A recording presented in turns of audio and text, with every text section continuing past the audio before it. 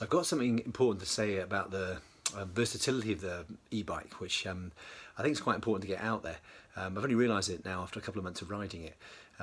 Now the thing is that these e-bikes are really quite heavy, so you've got lots of options with it in terms of how hard you make your riding.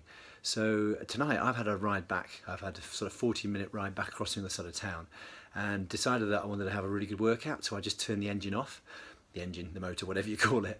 And because the bike's so heavy, it actually felt like it was harder than riding a normal bike. And what I've noticed over the last few weeks is that you've got this real versatility of changing your level of support depending on what you want. So if I'm just going to turn on the bike here. You see this has got it's got the 4 modes.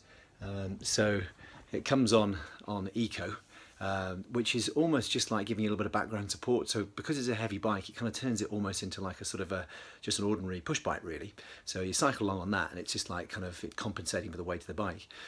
If you flick it up to normal mode, which gives you that extra boost, it's a lot easier than riding a bike, and it means that the hills become, you know, sort of like almost like flats.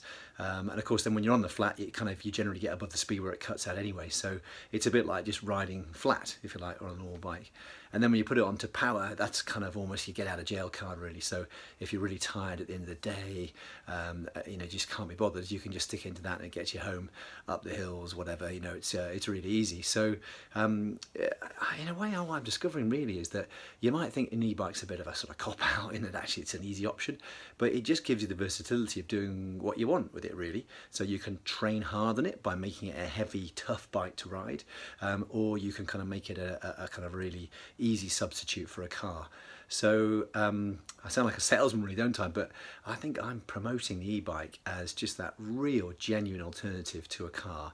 Let's get those cars off the road, let's clean up the air, let's get your head out in the fresh air, you know, go for it. I would really recommend e-bike for anyone, someone who's a sports fanatic who just wants to kind of have the option of using, you know, like I do, you know, using it to help me cope with work and being in a suit at times, through to someone who's perhaps sort of older, you know, sort of not able to cope with hills or struggling to ride an ordinary bike. It's got something for everybody. So there you go, said my piece.